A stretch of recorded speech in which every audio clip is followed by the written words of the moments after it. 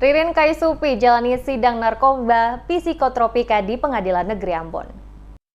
Zubarin Kaisupi alias Ririn menjalani persidangan kasus narkoba jenis sabu-sabu di Pengadilan Negeri Ambon Kamis 12 Oktober. Sidang dengan agenda pemeriksaan saksi menghadirkan 3 saksi dari unit Sat Narkoba Polda serta petugas BNN Maluku dipimpin Hakim Ketua Matius didampingi Hakim Anggota Esau Yari Setou dan Samsi Darnawawi. Zubarin yang akan menggunakan sabu-sabu ditangkap di Hotel Mulia Jalan Rijali Belakang Soya beberapa waktu lalu. Anggota Sat Narkoba Polda maupun BNN dalam kesaksiannya menyatakan penangkapan terhadap terdakwa Subairin berdasarkan informasi yang disampaikan informan jika terdakwa akan melakukan transaksi sabu-sabu di Hotel Mulia. Jack yang diketahui sang informan kemudian membuka kamar dan meminta terdakwa untuk bertemu di Hotel Mulia untuk bertransaksi. Mendapat laporan tersebut, polisi melakukan koordinasi dengan anggota BNN kemudian mendatangi hotel yang akan dijadikan tempat transaksi. Polisi dan petugas BNN lebih dulu tiba di hotel menunggu kedatangan terdakwa